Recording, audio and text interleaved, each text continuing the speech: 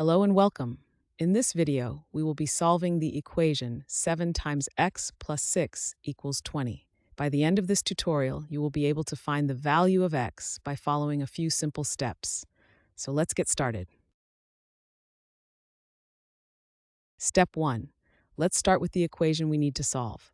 The equation is 7x plus 6 equals 20. Our goal is to find the value of the variable x. To isolate x, we first need to get rid of the number 6 on the left side of the equation.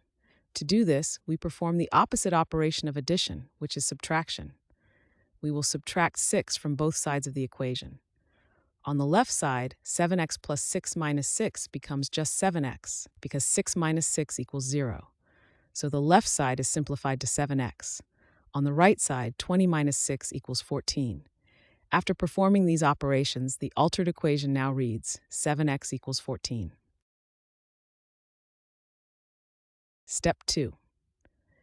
Now that we have simplified the equation to 7x equals 14, we need to isolate the variable x completely to find its value. The current equation says that 7 times x equals 14. To solve for x, we need to perform the opposite operation of multiplication, which is division. We will divide both sides of the equation by 7 because we want the coefficient of x, which is currently 7, to become 1. By dividing the left side by 7, 7 times x divided by 7 becomes just x. On the right side, 14 divided by 7 equals 2.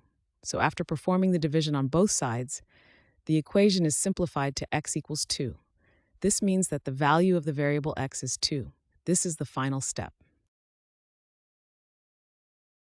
Thanks for watching. I hope this video has helped, and if it did, please drop me a like.